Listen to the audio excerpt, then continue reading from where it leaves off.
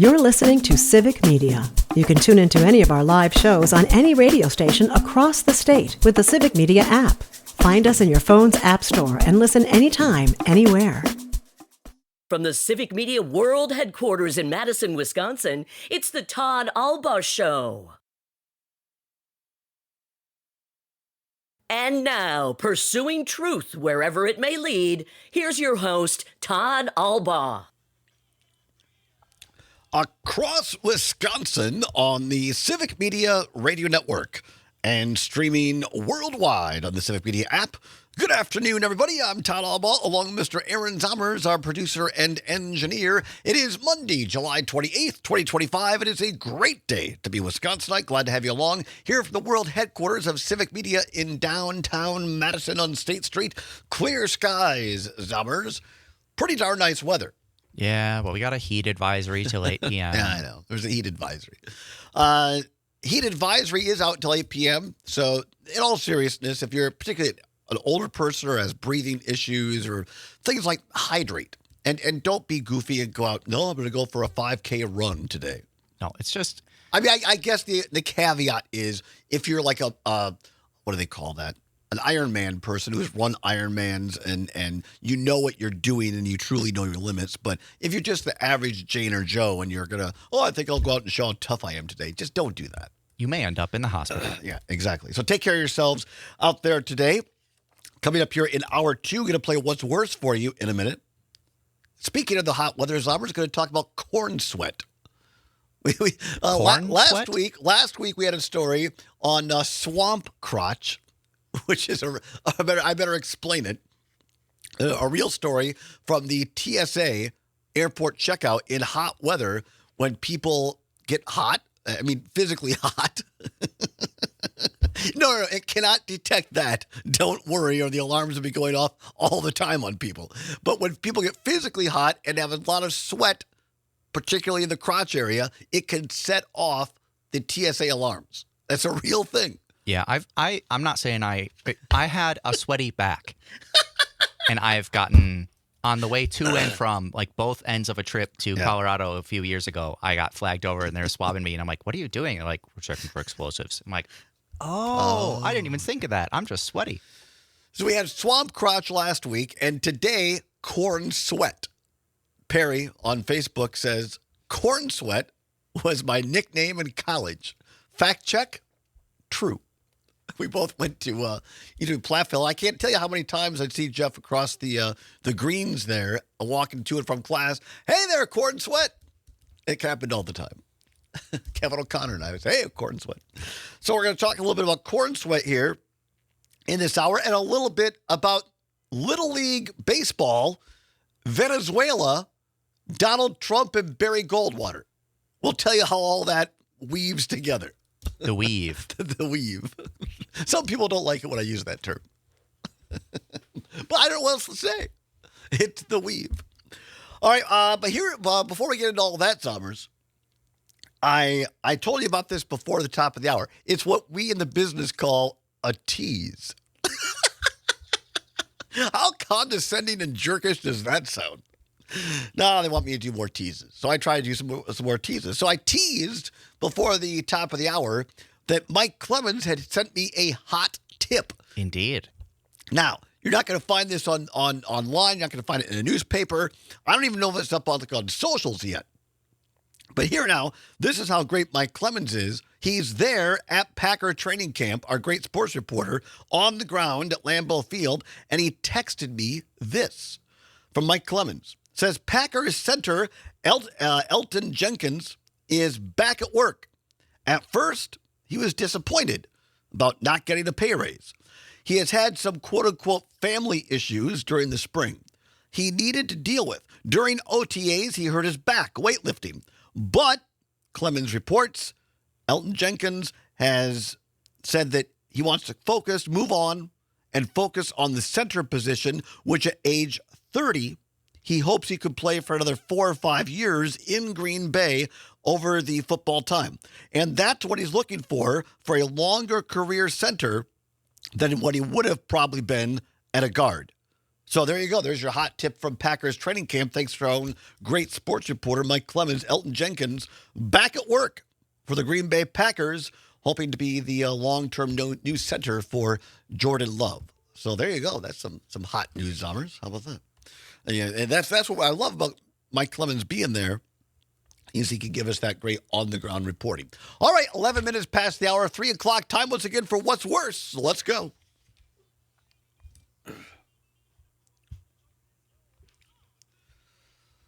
Time once again for What's Worse. No prize money to give away, nothing to do, no money to be involved, but it is your chance to have your voice heard on all 11 news talk sports stations across the Civic Media Radio Network. No better place to advertise than right here at Civic Media. We would love to have you be a sponsor, partner. Check us out at civicmedia.us. One of our great salespeople will get in contact with you. Speaking of that, Zommers, guy that's Golden Star boy up there, Richland Center, Henry Bray, our great salesperson up there. One of his clients, Prem Meats in Spring Green, is a great sponsor on this network. Prem Meats. They are part of this whole thing that tomorrow we're going to be talking about on location. Oh, really? Tomorrow's show on location from Six Springs Farm in Southwest Wisconsin. Going to be talking to NFL and Badger Hall of Famer Joe Thomas tomorrow. Brady Ewing, like me, a native of Richland Center, unlike me, much more successful, was a 3-time Big Ten champion with Wisconsin Badgers, went to 3 Rose Bowls, captain of the team, Brady was, and then had a 3-year career in the NFL. Brady's kind enough to carve out time of his real life to come and be our co-host with me tomorrow. So it'll be Brady Ewing and me and Joe Thomas for 2 hours tomorrow at Six Springs Farm. You think, well, what are these guys going to talk about for 3 hours? We could probably do, or 2 hours. We could probably do 3. We're going to talk about Joe Thomas's time as a Badger and a Hall of Famer of the NFL. Very interesting story. A very grounded guy. He grew up in Brookfield. And I heard today from Dan Schaefer, they went to church together. Oh, wow. I did not know that. Think about that as a small world. And then had this big career for the Badgers and the Cleveland Browns. Well, then how does he get mixed? How he comes back to Wisconsin and he gets into beef farming, Wagyu beef specifically, and it all has to do with Joe Thomas's obsession with health and healthy eating and what he and his wife wanted for their kids.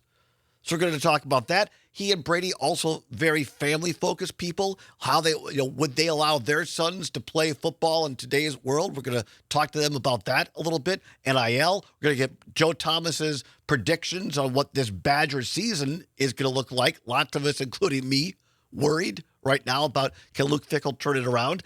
And then we're going to talk really specifically about agriculture, beef farming in this state.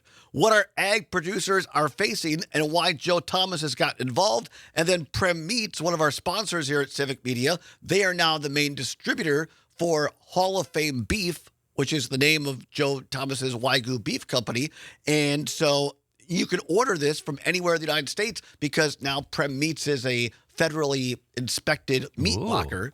And so all this ties together, small business, agriculture, football, and just guys having a goofy time. And we've had chicken. We had a live chicken on the show at the Northern Wisconsin State Fair, Sue, which Mom bought me a stuffed chicken that she gave me over the weekend. And I'll bring it in one. It's really, really great. So, but tomorrow we are going to have live cattle on the show. Ooh, excellent. And we got to keep bringing animals on. Yeah, live cattle on tomorrow's show. So tune in right here via Facebook, YouTube, X, Twitter, wherever you're watching on the stream. Tune in tomorrow. You're going to see live cattle from Six Springs Farm, Joe Thomas and Brady Ewing. That should be a lot of fun.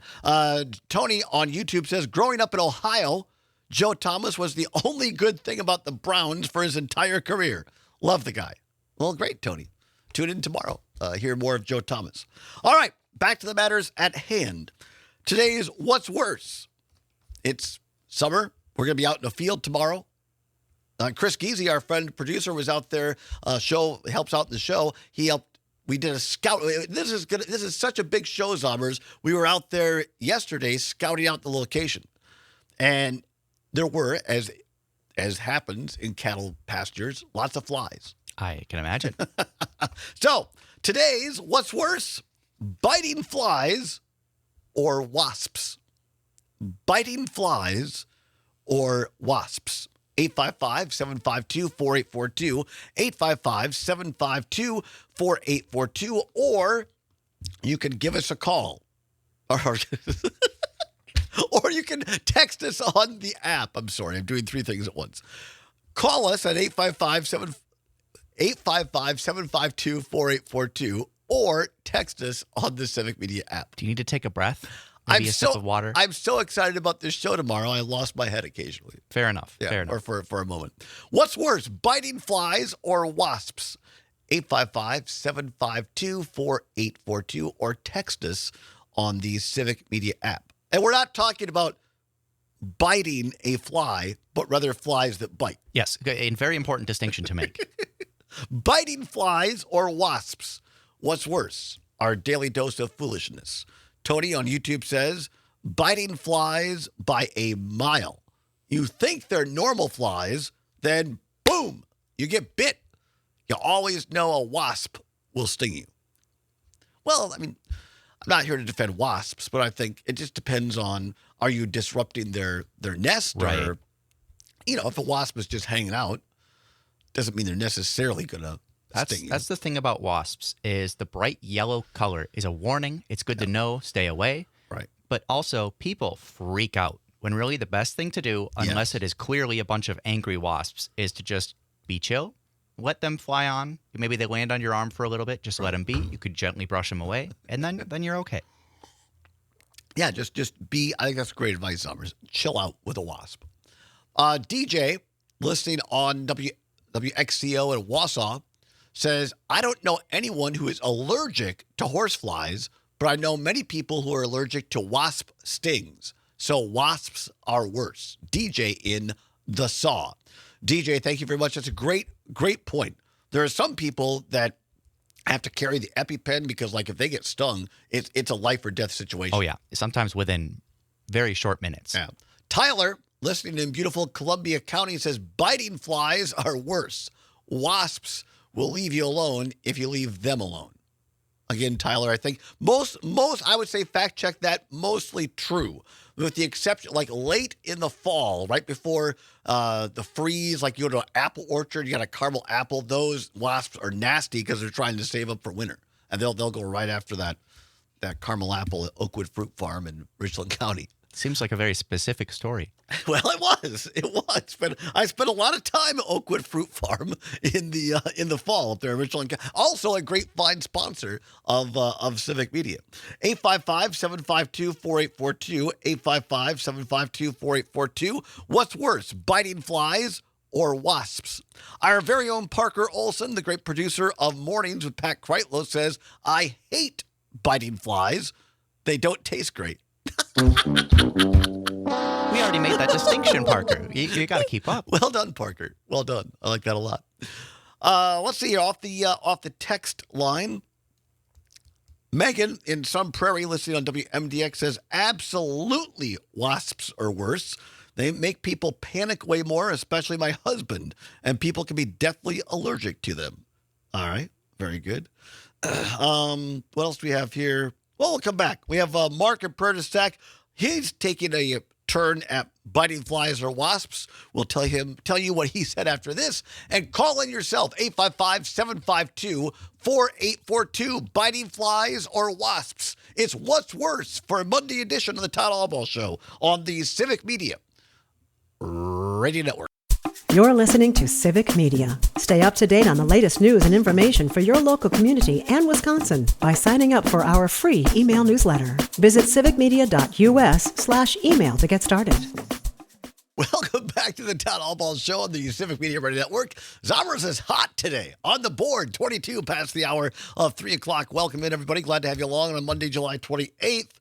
Who sings that? That's Tom Petty. Is it Tom Petty? It is, which, I don't know, hearing Tom Petty sing that just feels wrong.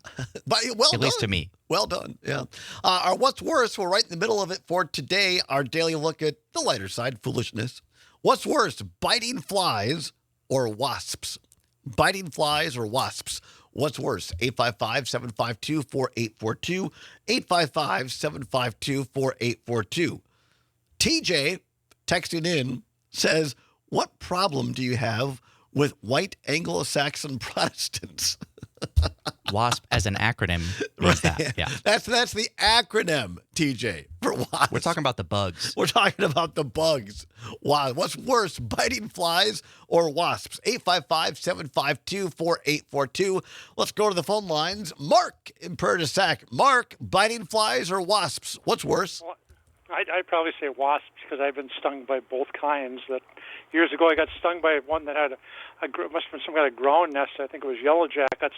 I was laying down on the ground pulling a fender off a Volkswagen Beetle out in a field that I bought off a guy, and I was getting to go, what the heck? Did I lay in a cigarette? No, it was cigarette butt. No, it was I was laying over the entrance hole to a ground wasp nest, and then another time I got stung a couple of times in the back by some paper wasps that were not happy about the fact we were moving some lumber out of the garage. They apparently had a nest in.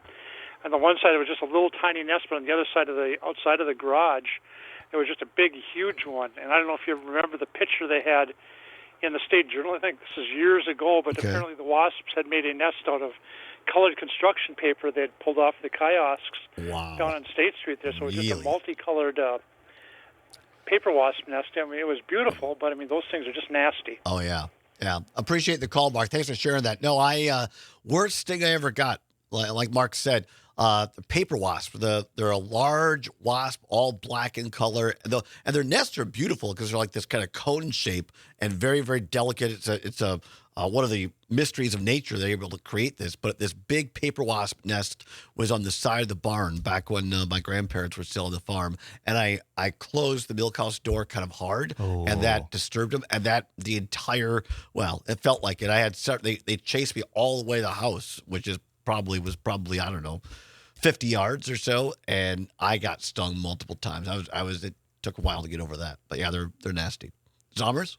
So yes, I've given my answer. Wasps are worse. Zombers. Yeah, I think I gotta agree that wasps are worse. I've gotten some nasty bites from horseflies and stuff, but wasps, they can swarm a lot more if you anger them, and also, as one of our texters said, the panic that I mentioned before, they make people freak out, and it's like you're making it worse for everybody. Yeah. Because now they're more likely to sting you, and I don't know. I know that technically they serve a purpose in the food chain, but I don't care. It's different than bees. Bees are different than wasps. Very important. Yeah. Jim in Brookfield says biting flies are much worse. While I have been stung by wasps, the swelling of the sting will go down. I still have small scars, however, from biting horse flies from totally unprovoked attacks. Jim in Brookfield. Thanks for listening, Jim. Also, Mark and Pertisacco said that the yellow jackets are just plain nasty. They are. Yeah, there you go.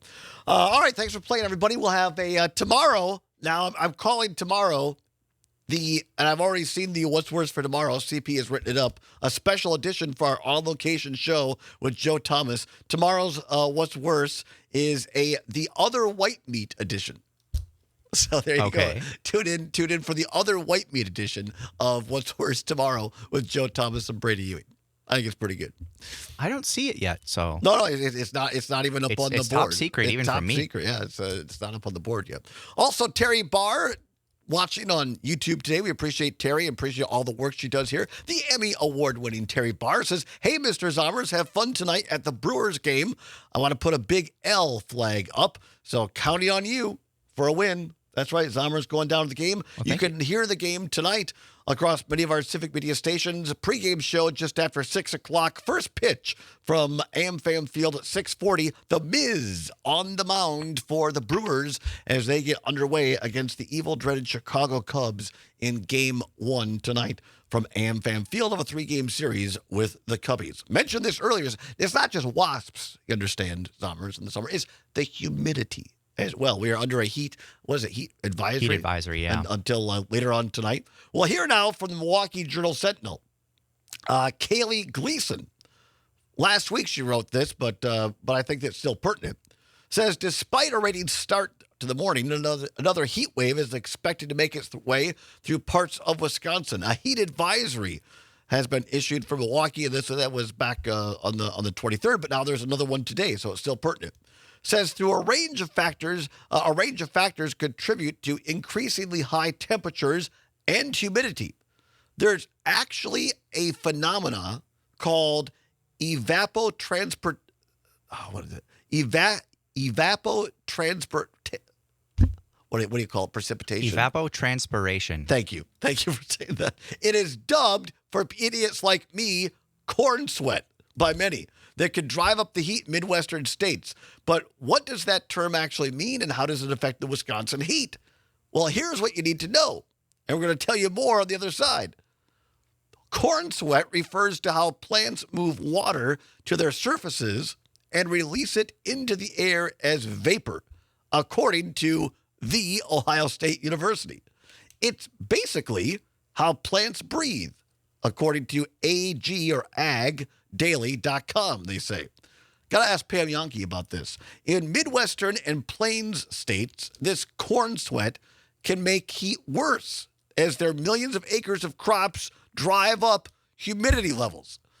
So if you're not a heat type of person like Zommers, you've only got the corn to blame. Come on back. We'll tell you more. Also, a little bit more political news on the other side. Don't go anywhere. An ag update now from Pam Yonke of the Civic Media Radio Network. Damn corn. Welcome back to the Todd All Show on the Civic Media Radio Network. It is 35 now, past the hour of 3 o'clock. Zommers, it's like a dance party in here today. I love it. Well, I mean, most people, at least I did when I was little, think that song's called Everybody Dance Now. But no, it's called Gonna Make You Sweat. Really? It is. It's like, yeah, let's all go to the dance floor and sweat. Come on. Let's get out there. My mind is blown because what you just said, I thought that was true. And I can't tell you how many times I played that song for the Betty Hayes School of Dance for 16 years, over the course of 16 years, with different dance classes. That was a very big song for the Betty Hayes School of Dance. Probably still is. And that's what everyone calls it, but that's not actually what it's called. What is it called? Make You Sweat? Gonna Make You Sweat by CNC Music Factory. Wow. As Johnny Carson once said, I did not know that. So well done, Zommers. Talking about not just dance sweat. Welcome back, by the way. Talking about corn sweat. This is real, by the way. Great story in the Milwaukee Journal-Sentinel from last week. When there was a heat advisory then, there's a heat advisory for much of Wisconsin today until 8 o'clock. But according to this story, this is real. Say the real word again, Zommers, because I can't say it. I'm sorry. Whatever that's called. Evaporation? Oh, evapotranspiration. That's it. Evapotranspiration. Thank you. That's the technical term. Evapotranspiration. But for people like me, it's just called corn sweat. For the layman and the laywoman. So how does it affect Wisconsin's heat? According to the Journal-Sentinel, evaporation, the term refers to how plants move water to their surfaces and release it into the air as vapor, according to the Ohio State University and Ag Daily. And it happens in this part of the world, in Midwest and Plain states, where we grow a lot of corn. And it can make heat worse as their millions of acres of crops drive up humidity levels. Quote, corn transpiration is an important moisture contributor, though not the dominant factor, Iowa State climatologist Justin Gilson told USA Today. Gilson noted that regional and state-level weather patterns provide more moisture than what's created by the natural process. And get this, an acre of corn can sweat off about 3,000 to 4,000 gallons of water a day during the growing season. Let me say that again. An acre of corn can sweat off about 3,000 to 4,000 gallons of water a day. I thought I was a pretty sweaty guy. Right? You got nothing on corn, Zommers. That's according to the USA Today, citing the U.S. Geological Survey. But in top corn-producing states like Iowa and Illinois, so my grandparents used, my granddad and grandma all used to say Iowa and Illinois. This number can be much higher. The National Weather Service said corn could produce between 49 and 56 billion gallons of water into the atmosphere each day in Iowa. which can add 5 to 10 degrees to the dew point. Wow. Isn't that crazy? Wisconsin had an estimated 3.75 million acres of corn in August of last year, according to the U.S. Department of Agriculture, as Orion Samuelson likes to say. Department of Agriculture. If I could talk like Orion Samuelson, I'd be a happy man. He's from Wisconsin, by the way. I didn't know that. Southwest Wisconsin. Great farm report. Orion Samuelson. Anyway, I thought that was interesting. So when people say, why is it so hot? Why is it so humid? Well, part of it has to do with where we got more corn going. Our own Joanne Krulotz tuning in back at the RCE. In fact, we're going to be doing the show from WRCE in Richland Center on Thursday. Maybe we could get Joanne to come on and talk about Walk with Grace. Says, I know I'm having such a rough summer. My house is surrounded by corn. And she sends a picture. I know where Joanne lives out there in Plume City. And there's a lot of corn in Plume City. So, yeah. Here I my grandparents' farm for 40 years. I never heard about Granddad talking about corn sweat. He'd just say, quit your complaining and come help me. Yeah, that sounds about right. All right, so that was good. 40 minutes now past the hour of 3 o'clock here on a Monday, July 23rd. Talked about this earlier, or I teased it, as they say. Barry Goldwater, Donald Trump, and Little League in Venezuela. What does it have in common? Well, this is from the publication called thehill.com from last week, the 26th. Actually, it would have been Saturday, over the weekend. Headline, Venezuelan Little League team denied U.S. visas for the World Series. According to thehill.com, a Venezuelan Little League baseball team will miss the Senior Baseball World Series held in South Carolina after it was denied entry into the United States because the players were unable to obtain visas. The team from, I'll probably mess up this name, Maracaibo, Venezuela, qualified for the World Series after winning the Latin American Championship in Mexico, but will not be able to compete in South Carolina because they were unable to, quote, obtain the appropriate visas, unquote, to travel, according to Little League International. Little League International said in a statement to The Hill that while this is, quote, extremely disappointing, especially to these young athletes, unquote, the tournament committee has decided to advance the second-place team from the Latin American Championship from Mexico. The league said that the replacement will ensure, quote, the Latin American region is represented in the tournament and that the players, coaches, and families from Mexico will be able to have a memorable World Series experience, unquote. A senior State Department official told The Hill over the weekend on Saturday that U.S. consular offices are currently, quote, working to review the case to confirm proper procedures were followed and necessary appeals were submitted by the visa applicants, unquote. Now, here's the interesting part and the sad part and this disturbing part. Venezuela is on President Trump's list of countries where the entry of their nationals is partially restricted or limited. 6 other countries, Burundi, Cuba, Laos, Sierra Leone, Togo, and Turkmenistan are also included. In early June, Trump also fully restricted visas of entry of nationals from 12 other nations.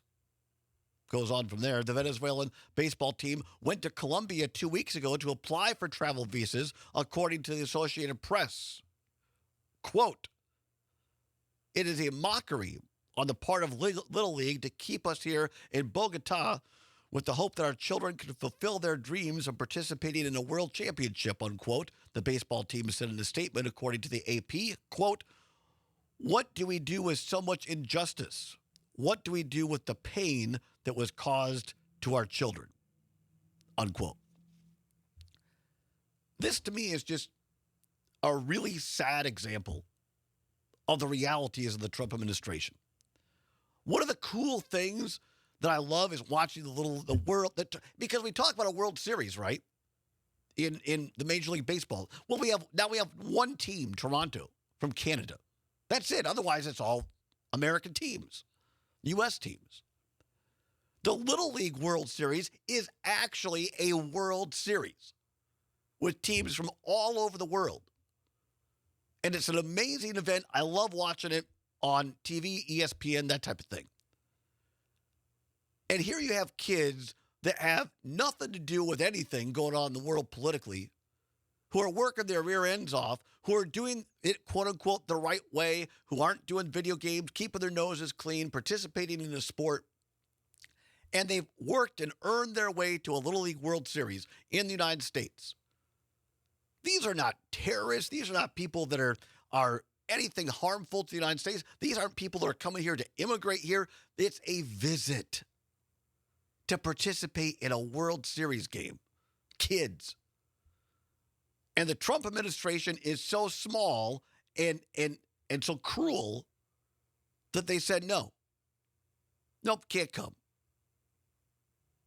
And, fine, the Mexican team is coming. I'm sure they're very happy about that, finishing second.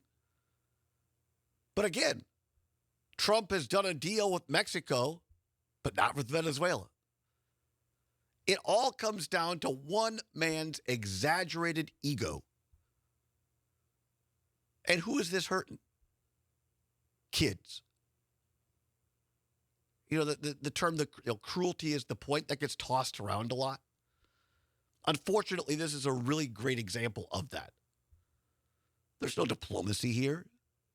There's nothing to be gained. This is an attack on kids. Venezuela.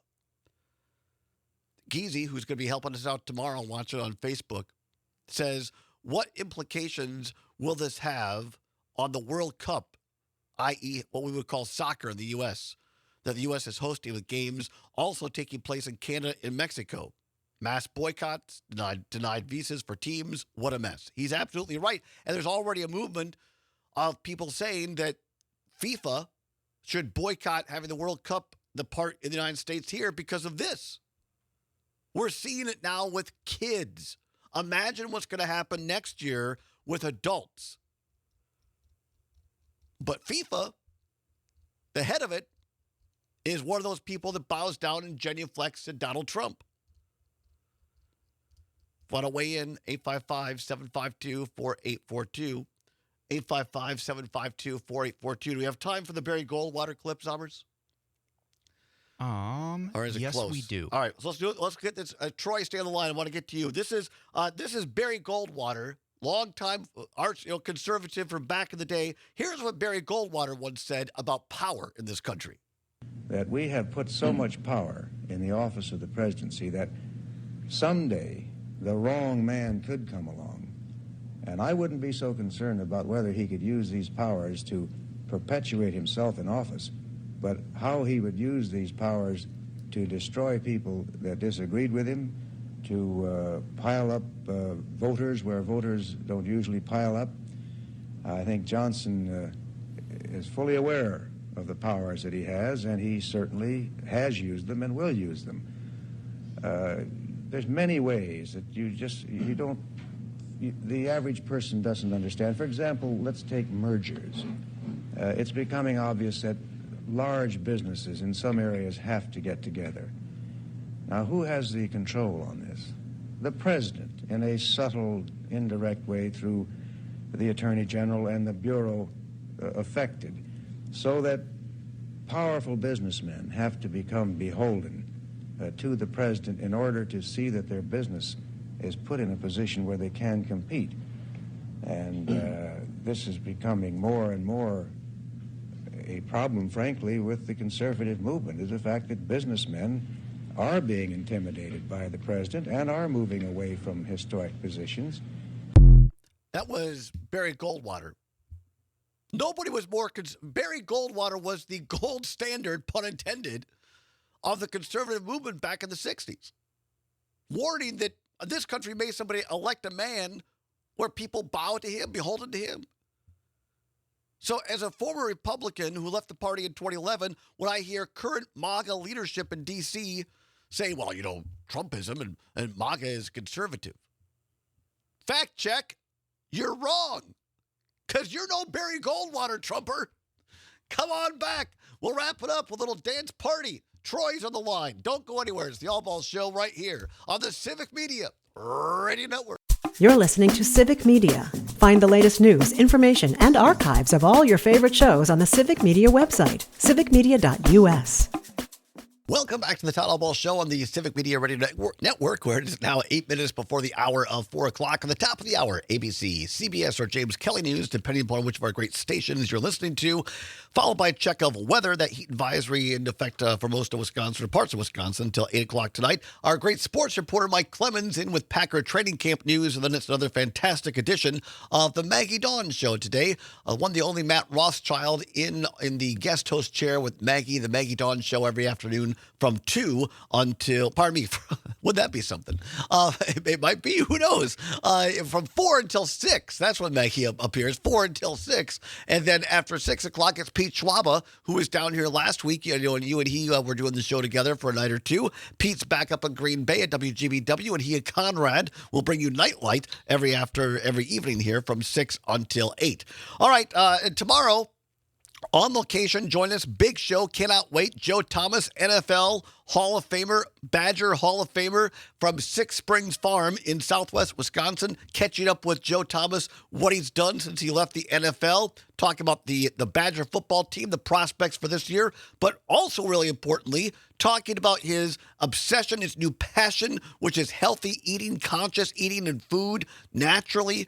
And we're going to talk about Wagyu beef and why he has decided to raise Wagyu beef in southwest Wisconsin, and talk about, it's going to be great. Brady Ewing tomorrow, also a former Badger and NFL player, going to be with us as a guest host. So Brady, Joe Thomas, and me at Six Springs Farm, live on location. Not going to want to miss it. Tune in. We're going to have live cattle on the show. So watch the visuals right here on the stream, Facebook, YouTube, and Twitter, or over the air across the Civic Media Radio Network. Also, the Brewers, big game tonight against the Cubs in Milwaukee. First pitch at 6:40. The Miz on the mound. Pre-game show gets underway across many of these stations around 6:05. Also, many thanks to Lieutenant Governor Sarah Rodriguez for being our guest today. All right, want to finish up this story in the Hill. Venezuelan Little League team denied U.S. visas for the World Series after President Trump puts Venezuela on a list of countries limiting access. And now these kids in Venezuela have worked hard to get to the World Series in the United States, but not coming. The Mexican team, which finished second, is going to come. Let's go to the phone lines quickly. Troy in Mount Horeb. Thanks for holding, Troy. What say you? You know, the Orange Jesus and his followers don't care about these brown kids. So the fact that they're being, not getting what they deserve and coming to this little league, they don't care about that at all. It sure doesn't appear so, no. Yeah, and it sucks because these kids have nothing to do. Right, they have nothing to do with the political situation in this world. I mean, sports, the Olympics, Little League, this is supposed to be the one place that's still able for the world to come together in peace and harmony, to quote the old Coca-Cola song, and Trump even kiboshes that. 100%. I'm without words. I mean, it's just ridiculous. Yeah, it is. That you would do this to these kids. It really is. Troy, appreciate your listenership as always. Thanks for the call, my friend. Have a wonderful day out there, beautiful Mount Horeb. So we'll keep following this. I just, again, it's an example, a tangible example. We talk about the meanness is the point. And unfortunately, that's an example here.